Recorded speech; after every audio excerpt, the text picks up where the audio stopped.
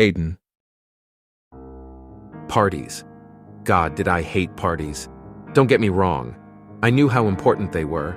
Giving the pack a chance to meet their leader, to know and respect and fear their alpha, it was essential. But normally we had to worry about only 2 events per year. The Yule Ball and the summer solstice. This dinner was my beta Josh's idea. And while I loved the blonde, spiky-haired bastard, the last thing I was in the mood for was extra party planning. So do we want the raised platform or not? Josh asked, pacing, looking over his clipboard. On one hand, giving you a seat above the commoners will further cement your superiority. On the other, being level with them will make your more relata. Josh, please, I growled, shaking my head. Can we talk about anything other than seating arrangements?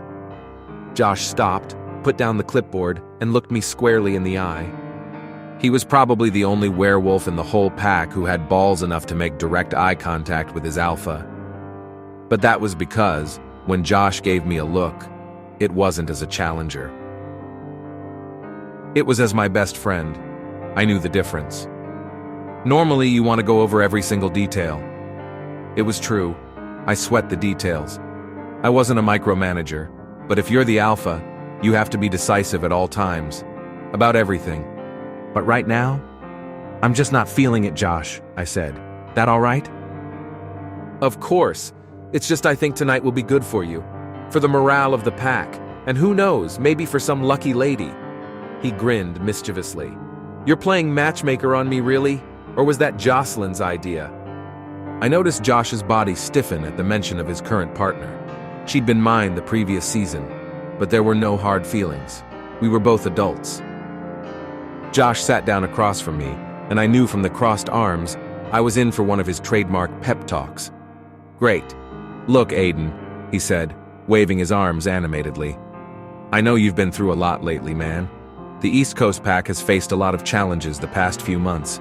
Now you're in another season with no mate. Hell, you haven't even picked a partner to shack up with. I felt my lip curl. Josh must have noticed because he looked down and quickly changed the subject. The point is, Josh continued, you haven't been yourself lately. I'm saying this not just as your beta, but as your friend, man. I'm worried about you. If you don't find a mate soon, if your love life's off balance, then... I looked aside. Josh was right to be worried. When alphas didn't have a partner during the haze, even just a reliable fuck buddy, their leadership suffered. But eventually, all alphas had to find their mate, or else their powers would slowly weaken, and they'd be replaced by a stronger alpha. But Josh didn't know everything. I had a secret worth keeping this season, a reason to wait. Your concern is noted, Josh, I said, turning back to him. But don't butt your nose into my private life, understand? I'm speaking now as your alpha. Now, I stared Josh down. There was palpable tension between us. For a second, his gaze lingered. And not just as my friend. Did he dare challenge my dominance? But finally, Josh looked down and nodded. Of course, my alpha, he said quietly. Good, I said, already feeling better. I stood up and stepped around the table to consider Josh's clipboard, taking a look at the seating arrangements, an idea beginning to take form. If we're talking details, there is one small adjustment I'd like to make. Sienna. I know I should have probably been distracted with the event at the pack house tonight, but all I could think about was Mia and Harry. I couldn't believe it. Mia mated with Harry fucking Milton. For years, the two had been best friends, 100% platonic. The fact that now, all of a sudden, the two were not only hooking up but actually mated. It was almost unheard of. Usually, mates knew the first time they looked into each other's eyes. They recognized the connection on some deeper animal level. This was true of my parents, of Jeremy and Celine, of almost everyone I knew. Even people who turned out to be mates after years of being lovers were more common than what had happened to Mia and Harry. Lucky bitch, I thought. I admit I was a little jealous. It was a dream, finding a mate who already knew everything about you, who you trusted. It sounded so beautifully simple.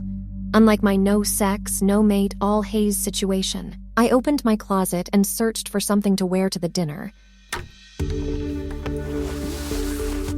I didn't have anything nearly elegant enough. A knock at my bedroom door grabbed my attention.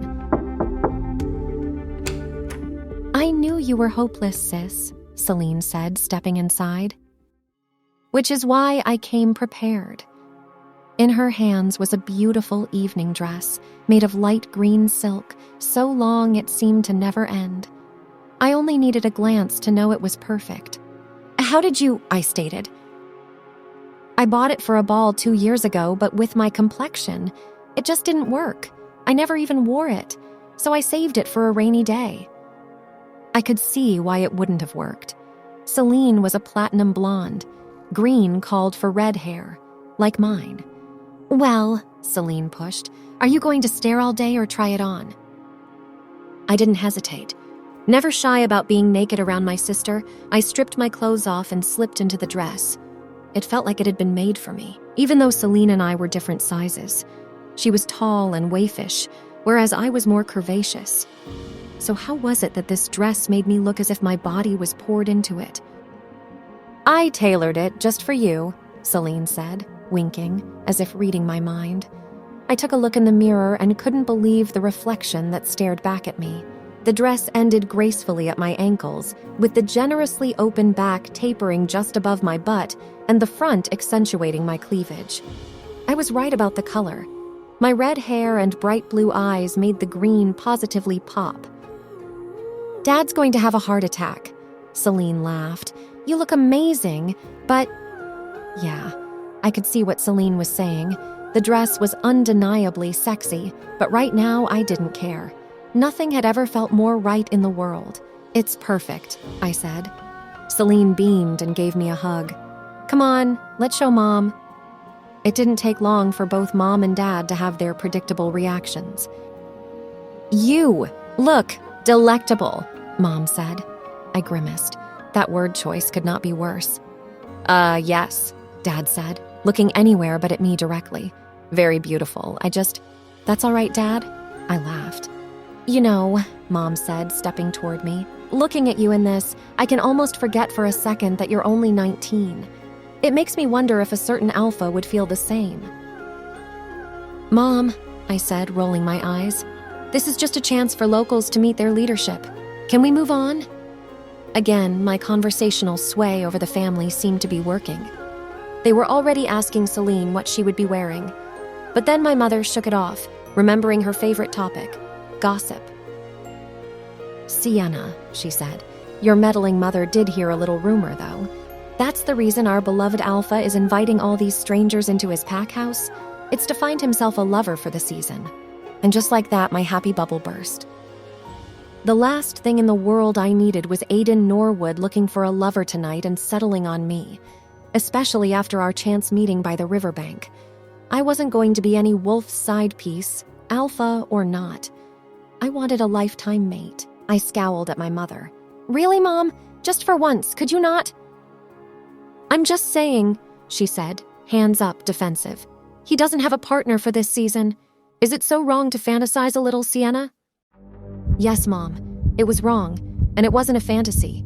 The idea of me and the Alpha was ridiculous. We'd already made eye contact and nothing had happened, so there was no way he was my mate. If anything, he just wanted to... Fuck. Now I was thinking about us fucking. Just the idea alone was enough to spark my haze again. It had been dormant until now, exactly as I'd hoped to keep it for the whole evening. I couldn't show up to a pack house full of hungry wolves like this. "I need to go change," I stammered, turning and running out of the room. "Wait, Sienna," my mom called after me. "I was just teasing." I ran into my room and slammed the door, trying to take off the dress, but it was so tight, and I needed to be unzipped, and... "Sienna," I heard Celine's voice on the other side of the door. "Don't let Mom get into your head. Just be yourself. It's going to be great. Like you said, it's perfect, right?" "Right," I said, calming my breathing. "Thanks, Celine." I grabbed a shawl to cover my shoulders at the very least and minimize the dress's sexiness. I only hoped that by the time we arrived at the pack house, the haze would be subsiding. As we drove up to the enormous mansion, Far from the activity of our town, the sole source of illumination in the quiet countryside, and my family chatted busily, buzzing with excitement. It happened again. The haze pulsed and prodded and penetrated every corner of my being, as if it knew, just from the seeing the pack house, that what awaited within was worth waking up for. Please don't do this, I begged my body. Please not here, not now. But as I was about to discover, my body had other plans.